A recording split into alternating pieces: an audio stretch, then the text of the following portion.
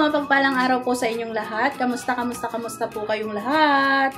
Sana po nasa mabuti kayong kalagayan sa panig ng mundo naroon. Yun, no? Ito po, kakarating lang po namin ng Kuya Lito. Papasok pa lang po siya. Ay, hello po. Naglakad-lakad po kami at bumili po ng ulam. Ayun po, nasa mesa po yung mabili namin ulam.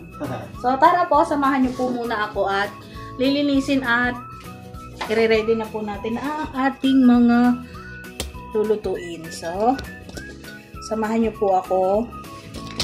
Nasimulan ko na po yung tokwa. Nandito na po yung tokwa ko. Ayan. Uhugasan ko lamang po at hahatiin ko sa dalawa. Kasi ipiprito ko po. Maingay ni. Yung ano, sabi yung helicopter natin. Yung isang electric fan pong clip, maingay na po. Kaya pinapatay ko po muna kay Kuya Lito. Nuhugasan ko lang po bago ano. Kasi piprito na po natin to pagka hiwa po natin. Para mabilis po tayong matapos sa pagluluto. Ayan. Ito po, inuugasan ko bago ko po ilagay sa basuran para po hindi mangamoy, hindi mamaho yung ating basura. So, ito na po yung ating tokwa. Nagsalang na rin po ako ng ano dyan, ng kawali. Nagpainit na po ako. Piprito po muna natin itong tokwa.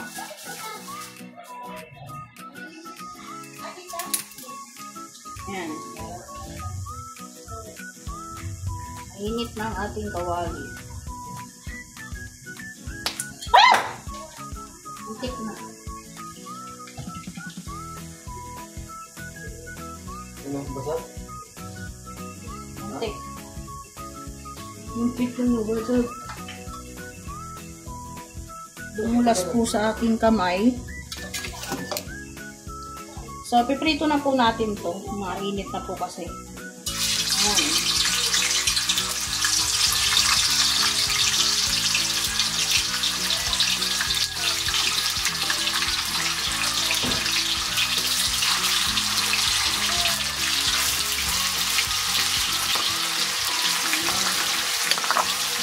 Bali, magdadalawang salang po tayo kasi hindi po nagsalang lahat. So, balik po tayo dito sa lababo. At lilinisin ko naman po itong ating pansahog pa. Yan.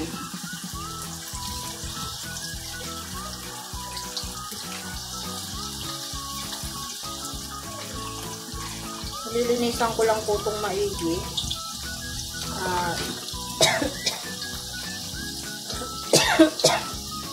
Excuse me po. Yan.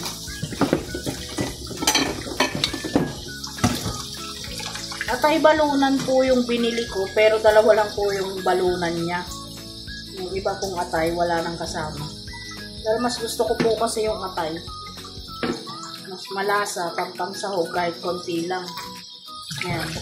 Bumili lamang po ako ng halagang 60 pesos. Yan. Para pasok pa rin po sa ating budget meal.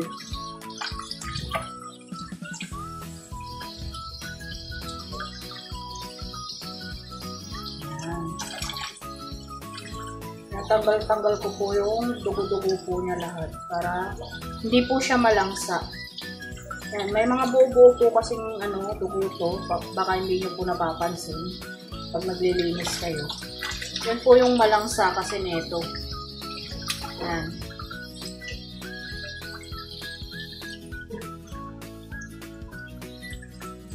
Baka po nagtatanong kayo bakit tuloy-tuloy yung aking tubig.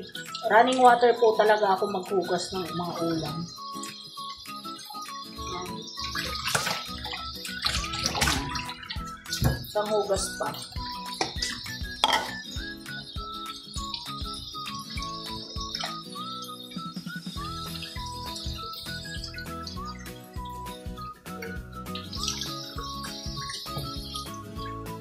Sumama po si Kuya Lito kasi bumili po ako ng ulamin.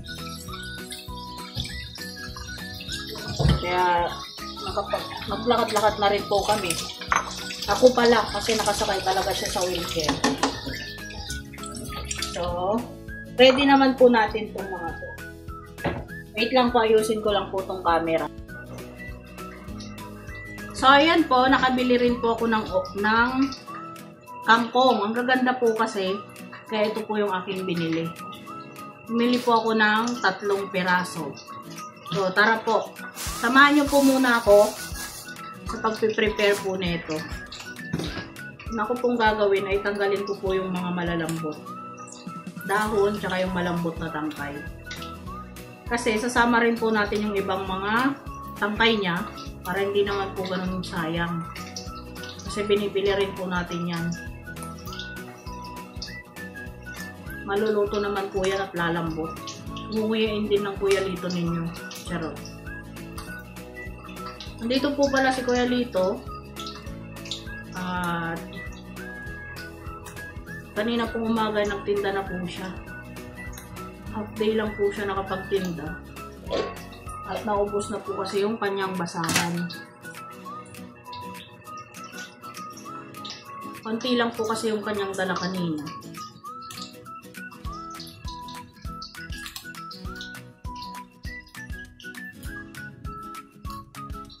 Awa naman ng Diyos, nakakuha po ng syempre pang ulam at pang bigas. Bumili rin po kami ng ulam at bigas. At syempre yung bibili po ulit tayo ng paninda niya ulit bukas na basahan. Ganun lang po, paulit-ulit na ganun. At least may pinagkukunan tayo ng pang araw-araw, di ba ho? Yan. Tanggalan ko na po ng dahon. At ito naman pong tangkay. Para iiwa-iwain ko lang po ng maliliit. Yan. Lalambot naman po yan. Yan. Ganito po yung ano. Ganito po yung ginagawa namin noon sa pagkain ng baboy sa amin. Nung dalaga po ako. Oo, totoo ni. Nilalagyan ng, iluluto po namin to. Papakuluan lang. Tapos, hahaluan ng darak. Ako naman po ngayon, hahaluan ko ng toyo. Hindi, ano to, masustansya kasi to sa baboy. Ay, ito mo sa Tsaka ano, para hindi lahat binili sa pag nag-alaga ka ng baboy.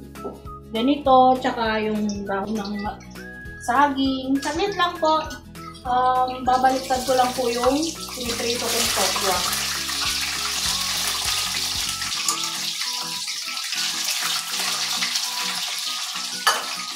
Yan. Habang nire-ready po natin yung ating mga lulutuin ay pero okay na po to kasi sobrang tigas naman na dyan.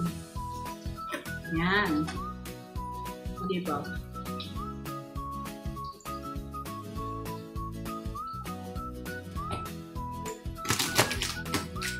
Yan. Okay na.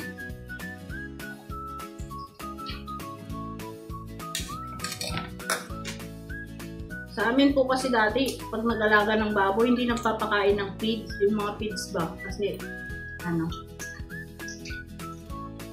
darak, yung pinapakain, mga gulay, ganyan.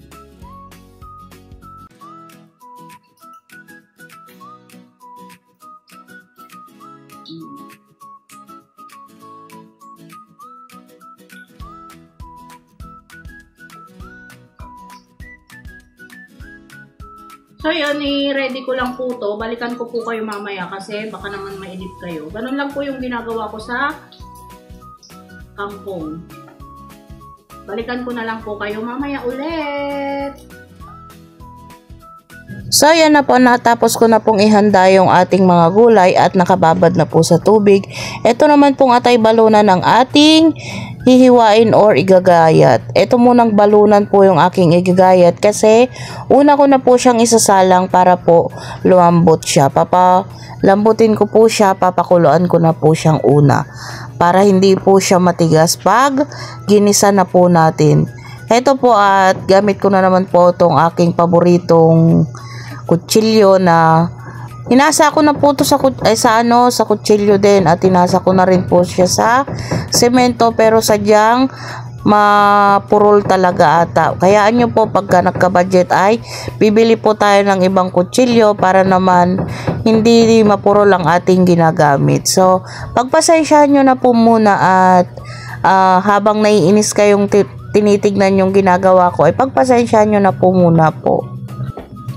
Pinagtsatsagaan ko na po muna at matatapos din po ito. Ito po, tapos ko na po yung balunan, isinalang ko po muna. At isusunod ko na rin po ang ating atay. Ayan po ang ating pansasahog atay balunan for today's video. So, huwag nyo na po palang pansinin yung mga anik-anik sa likod ko kasi yun po yung mga paninda ng Kuya Lito. Iniready na po namin para isang buhatan na lang po bukas ng umaga. Diyan po namin nilalagay para po isang buhat na lang po at hindi na po maraming mga abubot na nakakalat. At yun na nga po, pag may narinig po pala kayong maingay ay pagpasensyahan nyo na po kasi bukod po sa naulan ay may nagkukumpuni po ng ewan ko sa kapitbahay. May nagpupukpok po kaya hindi naman po natin mapatigil kasi may ginagawa po. Kaya pagpasensyahan nyo na po kung anong maririnig nyo ngayon dito sa aking vlogs. Sana po pagpatyagaan nyo pa rin kahit anong marinig nyo, kahit anong makita nyo.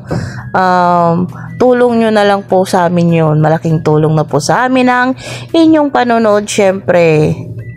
At opo, tama po kayo ng narinig na ulan na naman po at meron na naman po palang bagyo. Yun po ay nakita ko lang kanina sa Facebook. So, ayan, ingat-ingat po kayo saan man mga lugar na naman yung tatamaan ng bagyong yan ay ingat-ingat po kayo. Sa amin po sa Tarlac ay signal number 2 daw po at ingat-ingat po lahat ng taga dyan sa amin at syempre yung aking pamilya, ingat-ingat po kayo. At tapos na po natin yung atay, susunod naman po natin ang tokwa. Opo, may tokwa din. Yan, parang overload pero budget meal pa rin po ang ating ulam for today's video. Akala lang po ninyo overload ang ating sahog or ulam. Pero mamaya po kukompute ko para alam nyo rin po kung magkano yung ating nagastos. At itong pagkakaprito po pala ng tokwa ay medyo tinoasted ko po kasi mas masarap po itong medyo tasted kasi isasahog ko naman po siya. At alam nyo po ba, share ko lang po sa inyo. Ito pong tokwa ay isa sa mga paborito kong pagkain. Kahit di pa ako kumain ng kanin or kahit kasabay po ito ng lugaw ay paborito ko po. Masarap po kasi siya lalo pag medyo toasted yung pagkakaprito. Minsan nga po, nagpiprito po ako ng ganito, isasawsaw ko lamang sa toyo na may kalamansi at may sili. Wow, pak na. Okay na po yun kahit walang partner na baboy. Okay na po siya. So, ayan po, malapit na rin po nating magayat yung ating tokwa. I-ready na lang po natin yung mga ibang panangkap at syempre, magluluto na po tayo agad-agad para makita at may share ko na po sa inyo kung ano pong menu natin for today's video. Kayo po, ano pong ulam nyo ngayon? Baka pwede pong mag-share kayo sa akin kasi nadidrain na po ako sa kakaisip ng budget meal. Alam ko naman po na maraming mga mamis dyan, maraming mga jowa o maraming mga asawa dyan ang laging nagbabudget meal na tulad ko. Kaya baka pwede pong mag-share kayo sa akin ng mga budget meal nyo para may paggayahan po ako or pwede kayong mag-suggest ng lulutuin kong budget meal kasi nakaka-drain din po ng utak. Ulam pa lang po yun, hindi pa pagbabudget. Masakit na po sa ulo, di ba po mga mamis or mga wipes dyan or mga asawa dyan. Buti pa yung pero may mga lalaki din pong nagbabudget, no? Pero kung si Kuya Lito po kasi ang nagbudget sa amin, hindi po siya marunong sa budget meal. Basta po bili siya ng bili pag nagpabili po ako. Okay lang po sana kung si Kuya Lito ang magbabudget, marami po kayong budget. Hindi po kailangan po nating mag-budget syempre. At ito po, tapos na po natin yung ating tokwang i-prepare. At ito naman pong ating mga lamas ang ating igagayat. So, babalatan ko lang po yung sibuyas at hugasan ko lang po yung siling red at siling green syempre. At ito na po, tapos na po natin gayatin lahat at Yan. Yan na po yung ating balunan. Nagmantika na po siya. May tubig po yan kanina pero may taba-taba po kasi lumabas na rin po yung mantika niya. Yan. Dito na rin po tayo magigisa, of course. At yan, bawang sibuyas, pagsasabayin natin. Yan po ang laging magkatambal. Bawang at sibuyas. Tambal po yan sa akin pag sinalang ko kasi lagi ko pong pinagsasabayan po yung aking mag-asawang lamas. Igisa lang po nating mabuti ang bawang at sibuyas para mag-brown at lumabas po yung kanilang kaluluwa. Yung kanila po palang aroma. So, ayan, gigisa-gisa lang po natin. Nandyan na po yung balunan. Di ko na po tinanggal at ilalagay din naman po yan pagka okay na yung sibuyas bawang. Kaya hindi ko na po siya tinanggal sa ating kawali. At namansin ko po wala na pong mantika kaya dinagdagan ko lang po ng konting mantika yung ating ginigisa para naman po hindi masunog. At syempre hindi po, mas masarap po kasi kung gisa rin sa mantika. So ayan, gigisa-gisa lang po natin ng konti at ayan at antayin po natin siya. Kailangan lang po talaga ang pagigisa at pagluluto ay kailangan ng tiyaga at pagtitiis para syempre masarap ang ating niluluto para sa ating mga mahal sa buhay. At habang nagigisa po tayo, tinaantay po natin ang ating ginigisa na bawang at sibuyas ay hinuhugasan ko na rin po pala sa pagkakataon na to yung ating mga gulay. Hinuhugasan ko po ng husto yung ating gulay kasi hindi po natin alam kung saan yun kinuha. Baka naman mamaya naggapang-gapang na yun kung saan. Kaya syempre hugasan po natin ng maigi para naman malinis ang ating uulamin. Kasi hindi naman po natin nakita kung saan nanggaling kasi binili lang po natin sa palengke syempre. Buti sana po kung ating tanim at alam po natin ang pinanggalingan. At ito po, inilagay ko na rin po yung atay ng manok. So ayan, gigisa-gisa lang po natin ng konti yung atay. At yan nga po, nalagay po natin at imemekos-mekos lang po natin ng husto para po mahalo po ng maigi tong ating iginigisang atay. Yan, ganyan lang po ang ating gagawin sa ating atay. Hindi naman po ito matagal maluto kaya konti lang po ang luto natin. Ilalagay na rin po natin yung mga ibang sangkap. So, ayan lang po natin para naman mag-reduce po ang ating atay ng manok. So, lalagyan ko na rin po pala ng asin para may lasa na po siya. Yan, konti lang po at maglalagay pa po tayo ng toyo mamaya. Baka naman po maging maalat na ang ating ulam. Yan, ganyan lang po at mekos-mekos syempre naglagay po tayo ng asin para po kumalat yung asin at syempre malagyan po ng lasa ang ating atay. So, ganyan lang po at syempre tatakpan ko po muna. I-reduce ko lang po ng konti yung atay. At ito na po ang ating atay balunan na iginisa. Okay na po siya. Imemekos-mekos lang po natin ng konti at mamaya po ay lalagay na rin po natin ang gulay. Uunahin ko po to yung tangkay po ng ating kangkong. Yan po kasi medyo matigas po kasi yan para lumambot po siya. Inuna ko po. Kaya ibinukod ko po siya ng lagayan at ginayat-gayat ko po ng maliliit syempre. Lutuin po natin yan at sayang din kasi binibili po natin yan kaya isama rin po natin sa pagluluto at masarap din naman po yan. Masarap-sarap kasi crunchy-crunchy po yan kaya okay lang kahit di naman po gaanong luto-luto. So okay na po yan, hahalo-haluin na lang po natin at syempre at yun na nga, mekos-mekos lang po natin ng konti at titignan natin kung medyo lumambot na po. At kung okay na ay maglalagay na po tayo mamaya ng mga ibang panangkap. So, ayan po ay asin pa lang po yung nalagay ko kanina sa may atay. At maglalagay na po tayo ngayon ng toyo. Ayun, nilagay ko na po lahat yung toyo kasi kukunti naman na po. Yan, konting bechin, tak-tak-tak syempre.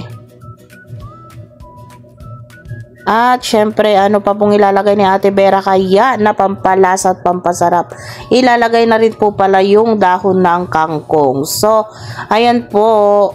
Antayin na lang po natin na maging okay at maluto ang ating ulam for today's video. So, yun, mukhang napakarami po at mamaya po ay kukunti na po yan. Lilit na po.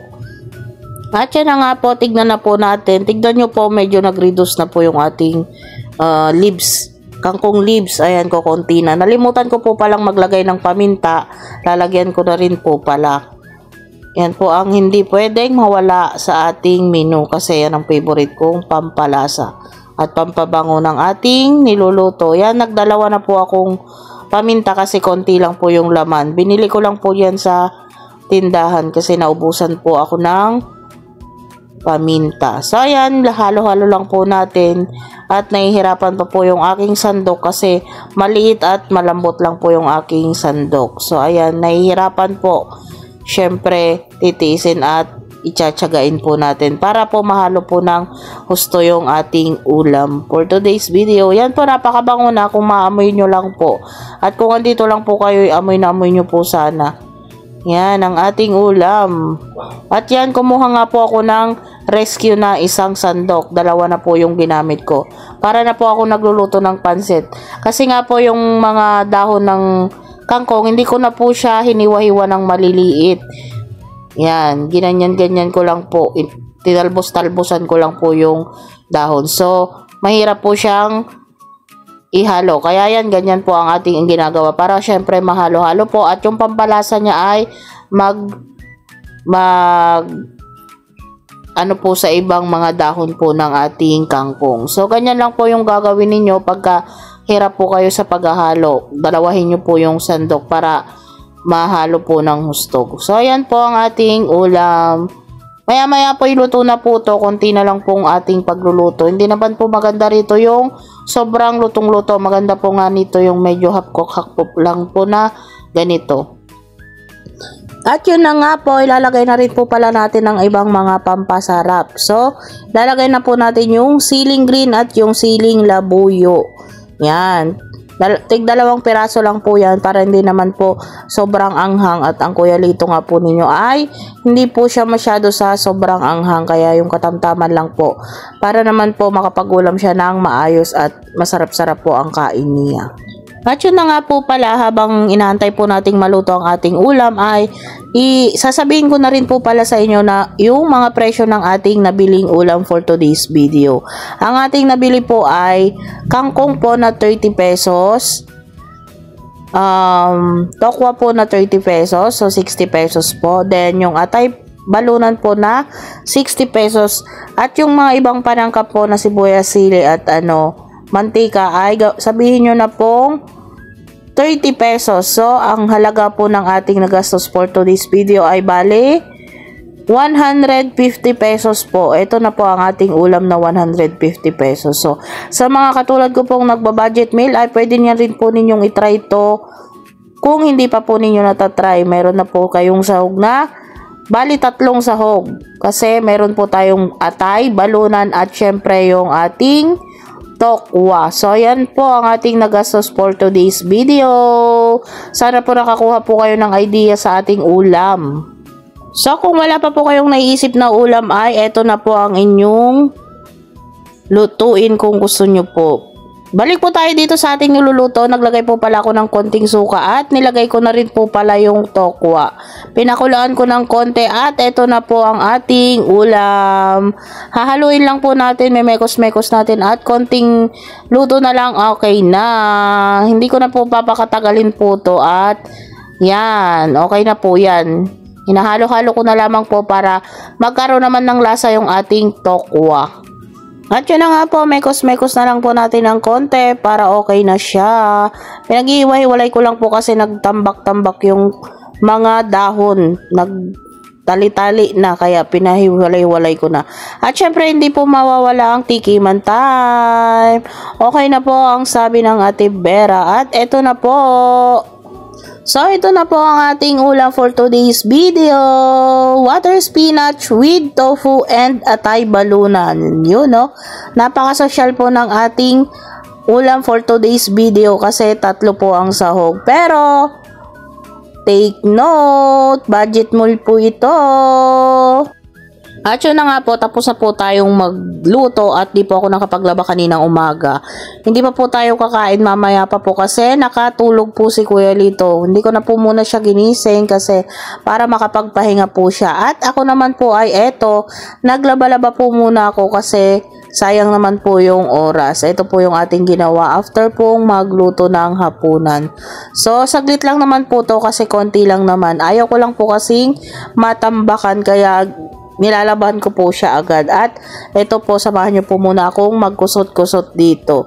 Tinime-lapse ko na lang po kasi matagal po siya kung hindi ko po siya tinime-lapse. Sa pagkakataon po na to ay hihingiin ko na lang po sa inyo yung pagkakataon po na to para po sana maglambing. Maglalambing lang po ako na sana po pa-share po ng ating mga video or mga vlogs. Parang awan nyo na po, malaking tulong po yun para sa amin. At syempre, para po sa mga gustong matuto rin magluto at sa mga inspiring couple dyan or inspiring na nagsisimula sa buhay mag-asawa ay sana po makapulutan kahit papano yung aming mga ginagawa everyday. So, malaking tulong po sa amin yung inyong panonood at syempre yung inyong pag-share at syempre comment and like. So, siguro hanggang dito na lamang po ang munti kong vlog. Sana po hindi kayo magsawa at sana po abangan nyo pa rin ang mga susunod naming vlog. Mag-iingat po sana kayo lagi at God bless us all po. Ingat-ingat po kayong lahat. Bye! See you next vlog po!